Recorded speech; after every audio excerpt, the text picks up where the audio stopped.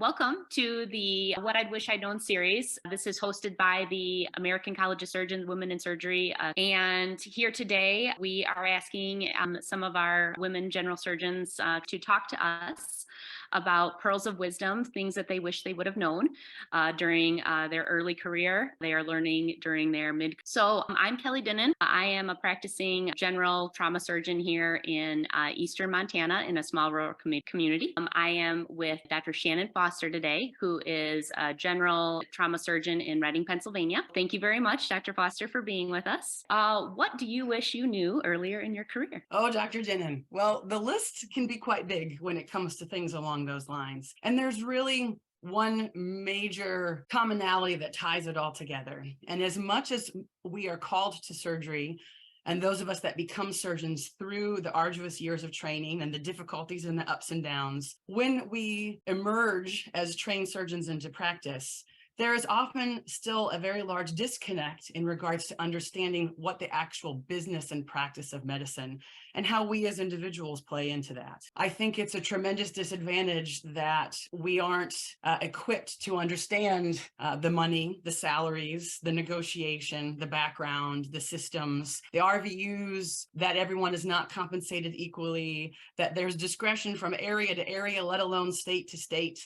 And it makes it very difficult for a young surgeon, mid-career surgeon, late career surgeon at any time to understand their worth. And without understanding your worth and feeling confident, then not only do you not know what to ask for, but even if you have some ideas about what to ask for, you don't know how to go through the process to empower that. And that's not to lessen at all the fact that we're surgeons. We have chosen this career because we love it, because we're called to it, because of the amazing connection that we have with our patients and with public health and with what we all perceive as helping our population. But unfortunately, in the world in which we live, in system-based medicine, a lot of us are hospital employed. Private practitioners are suffering because of the economy, and not knowing how to navigate in that system is one of the major contributors to burnout. It's the major contributor to individuals trying to pivot and come up with alternatives. And if we felt more educated and had more support and had more vision in that process, I think it would help everyone truly integrate better. When you hear the broad spectrum of individuals and their wins and their losses and their challenges, this sense by surgeons that they're losing their autonomy, that they feel like they're a commodity that's just being trained and can be replaced by another, that's not a healthy choice for any of us to feel replaceable, to feel like our skill set isn't valued, and to feel like we're just cogs that can be easily replaced. And unfortunately,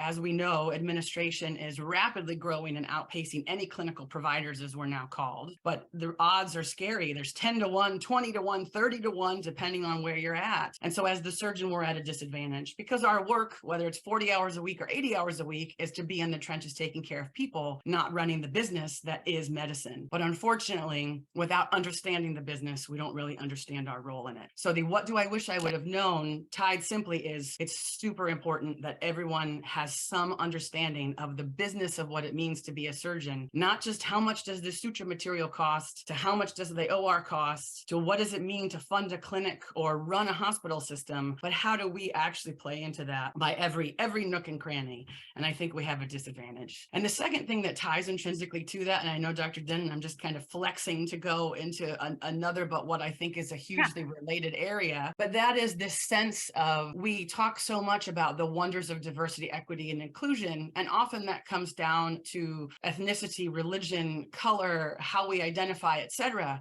But I think that one of the most important things that's not recognized and discussed as frequently as it should be is a diversity of practice and a diversity of interests in that practice. So for those that are academicians and want to follow a very prescribed academic path to success, so be it. For those who choose rural surgery, private practice surgery, for those who want to be part-time, for those who want to put on their business hats or work in an administrative form combined with clinical work, there's not enough recognition that there are many pathways to success. And what I think every young surgeon needs to hear every day, repeatedly, all the time, is that if you have made it through the rigorous and difficult challenges and years of commitment to become a surgeon, you are a success. And you are allowed and you are empowered to choose your career path that suits you, that suits your skill set, that suits your family and personal needs, and that suits your level of ambition. And if you don't want to write 22 papers a week, and if you don't want to have 82 titles, then that is absolutely fine, because you are a wonderful, beautiful success already just by the path and the career that you've chosen. And I feel like young surgeons need to hear that every day on the regular, to say, we embrace you. We want your differences. We want the interests that are different. We want to better amalgamate career paths. And why does this tie into my first comment? Because if individuals don't understand the business of medicine and how we fit into the overall financials in the system, then it becomes very difficult to pivot comfortably within it. There's fear, there's not understanding compensation, there's not understanding benefits or legal implications. And I believe every single one of us, no matter where we're at in our careers, should be empowered with that information and that ability to choose. That is wonderful. And advice.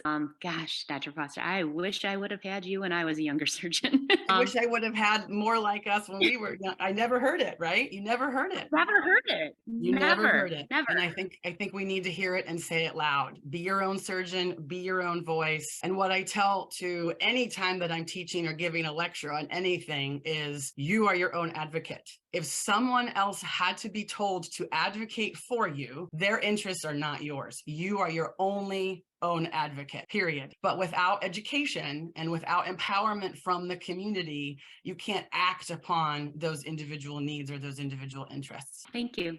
Thank you very much for your time today. Really appreciate it. It was lovely to see you, and I look forward to connecting with everyone at this year's Clinical Congress in Boston in October. I really hope that you all come. And for those of you who are watching this that can't be present in October, there will be many virtual offerings to participate in live, but remotely, as well as a number of offerings that you can participate in on demand as the months roll by. Please never estimate the wonders that the college and having all of us as resources together can contribute to your professional and personal growth. So thank you for the opportunity.